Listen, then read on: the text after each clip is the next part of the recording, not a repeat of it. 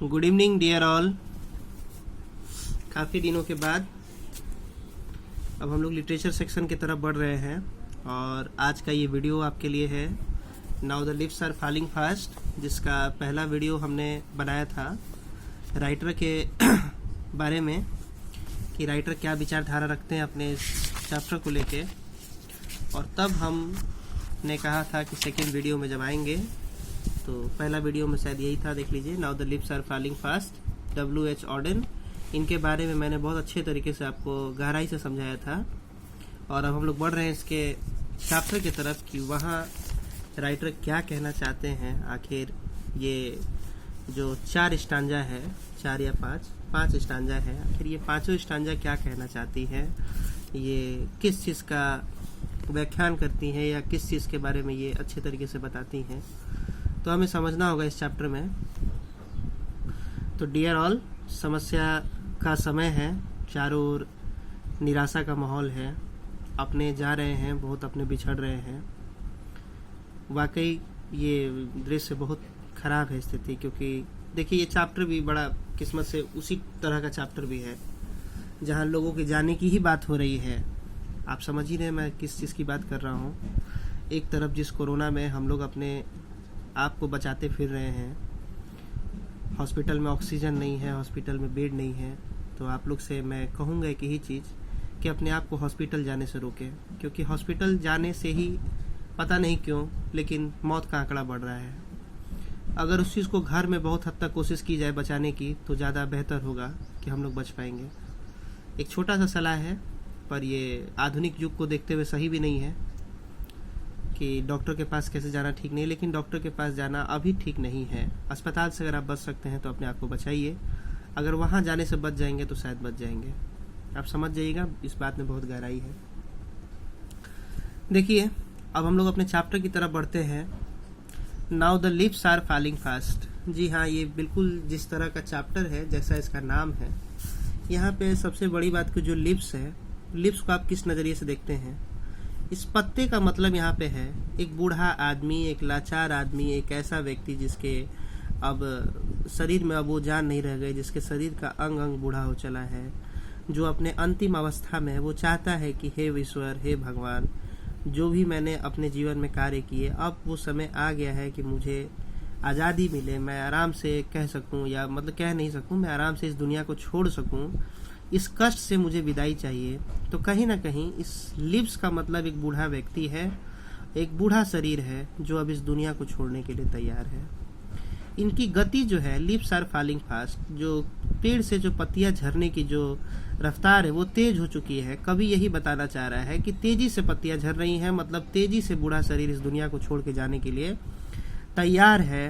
तो कवि इस मतलब पूरे चैप्टर में आप देखेंगे तो जो पोएट है, जो राइटर है, वो निराशावादी भी है और आशावादी भी है। उसे ये अच्छा भी लगता है कि एक बूढ़ा शरीर, एक जो लाचार शरीर है, उसे आखिर कष्ट में है वो शरीर, तो वो उसे अगर मौत मिल जाए तो ये उसके लिए सबसे बहुत अच्छी बात है। तो और ये मतलब पॉजिटिव भी सोचता है कवि और एक तरफ मौत को वो निराशा के तौर पे भी देखता है। तो दोनों चीज़ें हैं इस चैप्टर में, और कवि बहुत से लाइनों में बताने की कोशिश की है कवि ने कि ये कैसे जीवन का चक्र आगे चलता भी रहता है। पुराने लोग जाते हैं, नए लोग आते हैं, ये पराक्रम चलते रहता है, और इसी में ये कविता है। समझते हैं हम लोग इसको। Now the lips are falling fast. देखिए जिस तरह का लाइन है, बिल्कुल ये तो पहला वाला ही लाइन है। पत्तियां तेजी से झड़ रही हैं, वो इस मतलब तेजी से गिर रही हैं पत्तियां। Nurses flowers will not last. देखिए ये बहुत मार्केबल लाइन है। नर्सेस फ्लावर्स का अर्थ होता है जो बड़े बड़े पेड़ है, उनके नीचे जो छोटे छोटे फूल निकल आते हैं, एक छोटे छोटे माने एक छोटा आकार का पेड़, बिल्कुल बड़े पेड़ खड़े हैं और उनके बगल में छोटा छोटा एकदम फूल की तरह रहता है वो पेड़, उसे नर्सेस फ्लावर कहते हैं। पेड़ का छोटा सा रूप एक फूल के आकार का, जिसमें फूल होती हो। Nurses flowers will not last. तो कवि कह रहा है कि एक तो पत्ती गिर रही है ऊपर से, और पत्ती गिरने का सीधा सीधा निशाना आप समझ रहे हैं किस पे है, उस बूढ़े आदमी पे है, या बूढ़ा शरीर है जो इस दुनिया को छोड़ने के लिए तैयार है। Nurses flower will not last. कवि का ऐसा मानना है कि जो छोटे छोटे फूल जैसे जो पौधे हैं, पेड़ हैं, वो भी अब टिकने वाले नहीं हैं। अगर ये तेज़ी से गिरेंगे तो एक समय आएगा कि ये भी चले जाएंगे, इनका रहना भी फिक्स नहीं है। तो नर्सेस फ्लावर आप समझ गए, छोटे से पेड़, बड़े से पेड़ के बगल में जो छोटा सा पेड़ होता है उसे हमने नर्सेस फ्लावर के नाम से जानते हैं।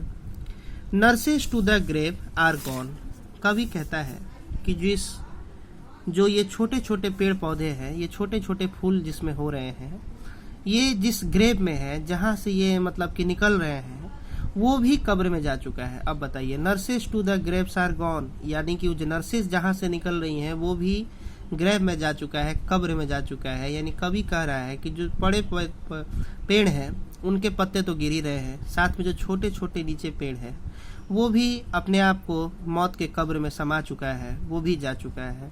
मतलब इस तीनों लाइन से कवि यही कहना चाहता है कि बड़े हो, बुजुर्ग हो, या जाना जो है वो सबका तय है। यहाँ डायरेक्टली कवि ये नहीं कहना चाहता है कि जवान लोग भी मर रहे हैं, बच्चे भी मर रहे हैं, लेकिन उसका कहना है कि ये जो मौत का सिलसिला है, बूढ़ा व्यक्ति तो मर ही रहा है पहला लाइन के हिसाब से। जो दूसरा नर्सेस फ्लावर्स है, मतलब जो छोटे छोटे पेड़ पौधे यानी जो कम एज के हैं, उनका जाना भी तय है। इस दुनिया में जो आया है वो जाएगा। तो एक कहावत भी होता है कि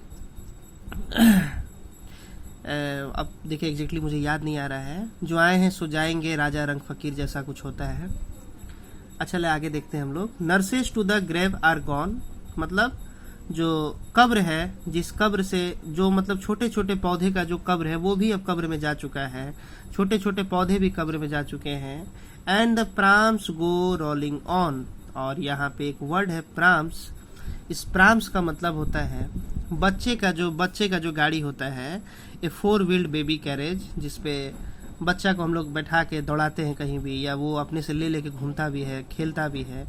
लेकिन वो जो बच्चे का खिलौना है वो आगे की ओर प्रगति पे है और आगे की ओर लुढ़कते हुए जा रहा है। वो रोलिंग ऑन है, मतलब कि वो चल रहा है।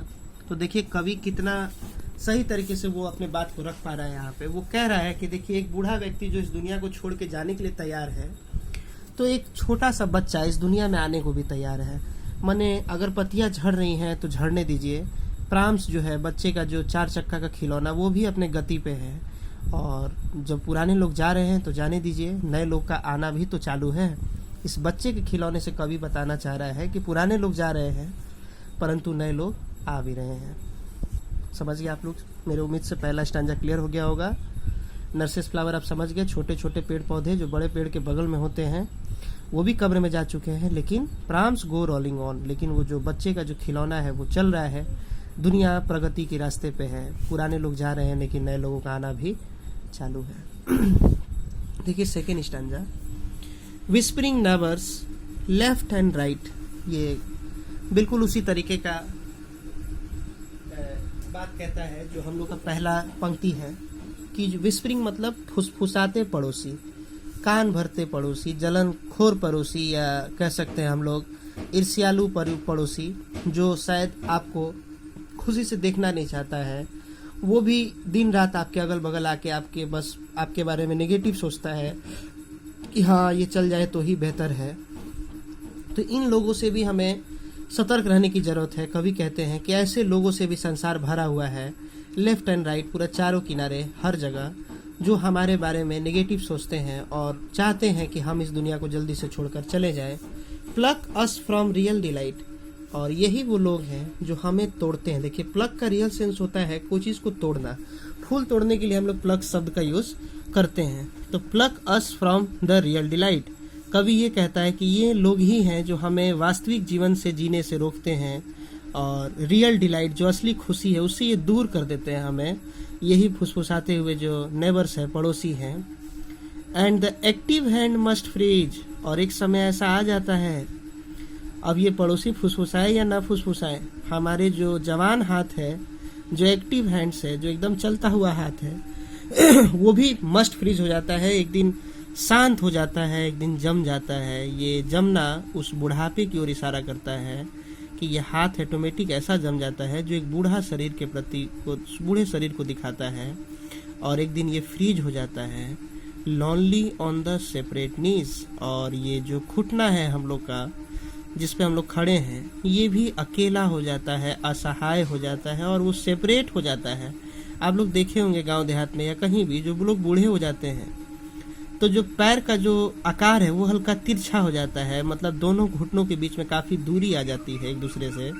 तो वही कह रहा है कि देखिए जो हम लोग का हाथ है वो एक दिन क्या होता है, मस्ट फ्रीज हो जाता है, यानी कि जम जाता है, बूढ़ा हो जाता है। अब उसमें वो ताकत नहीं रहती, वो ऊर्जा नहीं रहती कि जिससे वो कहीं भी किसी चीज़ का सामना कर सके। लॉनली ऑन द सेपरेट नीज, और बेचारा एकदम अकेले घुटनों पे खड़ा रहता है बूढ़ा शरीर। और ये शरीर अब अंतिम अवस्था में आने का भी ये कहीं ना कहीं दोनों लाइन इंडिकेशन है।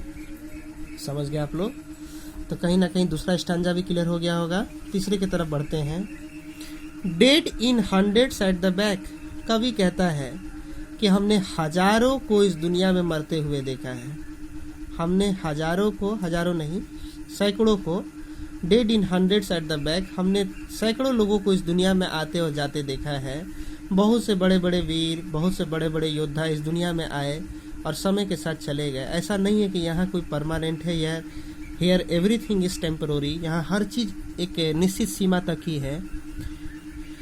तो वही कवि कहता है dead in hundred at the back, सैकड़ों के तादाद में हमें लोग मरते हुए दिखे हैं।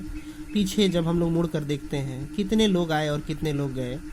Follow wooden in our track, और जब उसको हम लोग देखते हैं ध्यान से तो समझ में आता है कि हमारे रास्ते में सारा रास्ता एक कब्र से भरा हुआ है। वुडन का मतलब होता है ताबूत, जिसमें कि बॉडी को रखते हैं। ईसाई धर्म में जनरली लोग रखते हैं वुडन बॉक्स में। Follow wooden in our track, और हम लोग ध्यान से देखते हैं तो हमें पता चलता है कि सारे के सारे शरीर इस वुडन बॉक्स में हमारे रास्ते में दिखते हैं। माने हमारा रास्ता भी एक कब्रगाह की तरह है, जहां हमें बॉडी ताबूत के अंदर देखने को मिलता है। In our tracks arms raise stiffly to reprove, देखिए अब आर्म्स मतलब बाह होता है, रेज्ड मतलब उठना होता है। रेज मैंने आपको एक बार समझाया था, वर्ब का फॉर्म किसी चीज को उठाने के सेंस में रेज होता है, और राइज स्वतः उठना होता है। आर्म्स रेज्ड स्टिफली टू रिप्रूव, हमारी जो अब बाजू है वो भी इतने, देखिए ये दोनों लाइन तो मौत का था, लेकिन ये दोनों लाइन फिर उस बूढ़ा शरीर की तरफ है। तो हर बार दो नई नई बातें, लेकिन फिर उसके बाद फिर वही बूढ़ा शरीर। आर्म रेज्ड स्टिफली टू रिप्रूव, अब हम इतने बूढ़े हो चुके हैं कि हमारे बाजू में, हमारे बाह में अब वो ताकत नहीं रही। स्टिफली मतलब बड़े कठिनाई से, और रिप्रूव मतलब डांटना या फटकारना।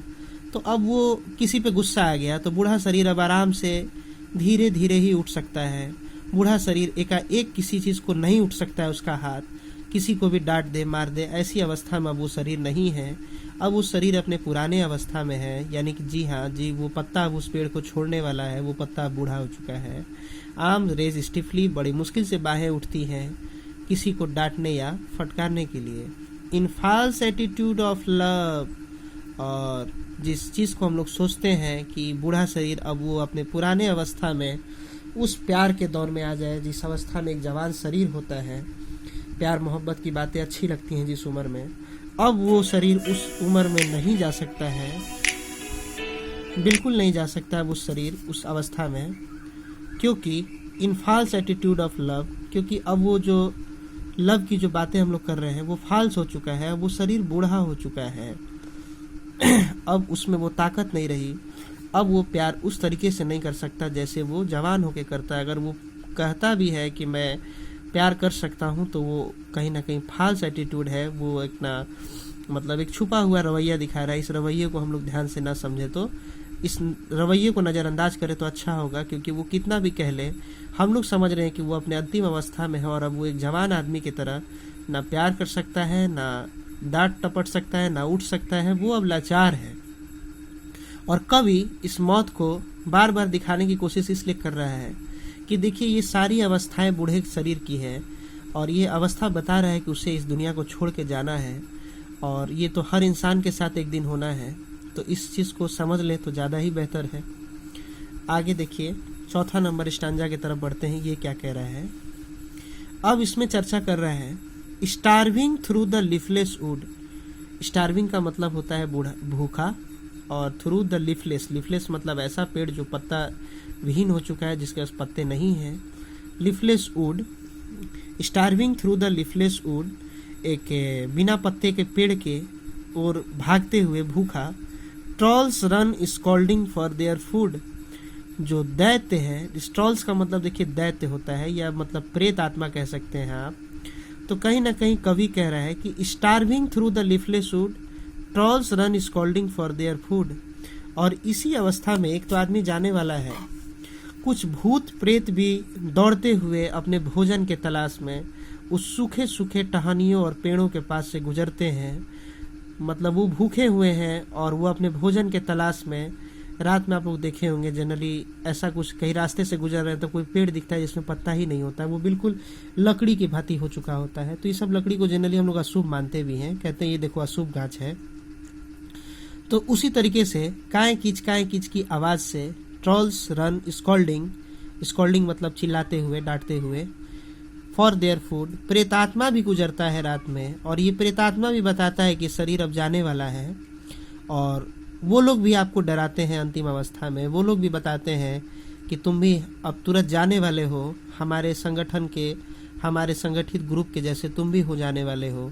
ये शुभ संकेत नहीं है। कवि कहता है कि ये दैत्य जो है, ये प्रेतात्मा है, ये भी घूमता हुआ, दौड़ता हुआ आता है और हमें अंतिम विदाई की ओर बताने का इशारा करता है। ये भूखा प्रेतात्मा जो हमें चिल्लाते हुए हमारे बगल से गुजरता है अपने भोजन के तलाश में। तो इसका भोजन आप समझ रहे हैं और आप रियल मीनिंग में इस कवि के बात को समझना चाहेंगे तो इस प्रेत आत्मा को कवि एंजाइटी और डिप्रेशन बताना चाहता है। वो बताता है कि देखिए दुख की घड़ियाँ इतनी भयावह होती हैं कि वो किसी प्रेत आत्मा से कम नहीं होती हैं। हमारा चिंता, हमारा जो दुख की पीड़ा की जो अवस्था होती है, अंतिम अवस्था, वो किसी भी प्रेत से कम नहीं होती है और एक प्रेत के भांति ही काम करने लगता है हमारा डिप्रेशन और हमारा जो एंजाइटी, जिसको चिंता कहते हैं।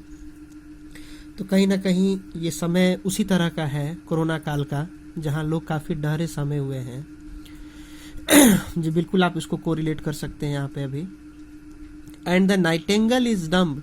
और देखिए भयावह अवस्था कितनी, अंतिम अवस्था कितनी करुणापूर्ण है, जहाँ नाइटेंगल इज डम्ब, जो इस नाइटेंगल की हम बात करते हैं, बुलबुल की, वो भी चुप है। डम्ब मतलब चुप, वो भी चुप है। अब उसमें वो चलचलाहट नहीं है, अब वो उसमें वो ऊर्जा नहीं है, वो उत्साह नहीं है कि जिससे वो बताए, एक नए जीवन को दिखा सके। वो भी चुप है, उसे पता है कि वाकई now the leaves are falling fast, पत्तियां तेजी से गिर रही हैं, लोग जाने को तैयार है, इस दुनिया को छोड़ने को तैयार हैं, तो मेरा बोलना भी अब उतना अच्छा नहीं है। वो भी चुप है। And the angel will not come. देखिए एंगल को ये थोड़ा सा दूसरा वर्ड हमको लगता है कि लिख दिया है। इस एंगल का मतलब दृष्टिकोण होता है, कोण होता है। जी हाँ, हम लोग जो ज्योमेट्री में पढ़ते हैं कम्प्लीमेंट्री एंगल, जो 90 डिग्री माइनस थीटा, ये वो एंगल है। और जनरली यहाँ पे ये देखिए, ये एंजल जो यहाँ पे है ना, GALE, यहाँ पे GALE ही होना चाहिए था, तो ज़्यादा अच्छा फिट बैठता। तो देवदूत भी इसका मतलब हो जाता वहाँ पे। And the angle will not come. और कोई भी देवदूत भी आने को तैयार नहीं है कि हाँ कोई मर रहा है तो चलो कोई देवदूत आके बचा ले। जी बिल्कुल, बचने का कोई संभावना नहीं है। जब ये शरीर बूढ़ा हो चुका है तो वो जाएगा ही, वो पत्तियां उस पेड़ को छोड़ के गिरेंगी ही।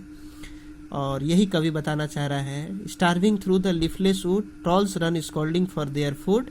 यानी कि इस बिना पेड़ के, बिना पत्तियों के पेड़ के बगल से प्रेतात्मा गुजर रहा है जो अपने भोजन की तलाश में है। और नाइटेंगल चुप है। And the angle will not come. और कोई देवदूत भी आने वाला नहीं है। अब बढ़ते हैं अपने लास्ट स्टैंजा की तरफ। Cold impossible ahead. देखिए कितना बड़ा ये वाक्य है, जितना छोटा लग रहा है उतना ही बड़ा मीनिंग है। कोल्ड बिल्कुल ठंडा है, इम्पॉसिबल अब नामुमकिन है, असहाय है, अहेड आगे का सफर।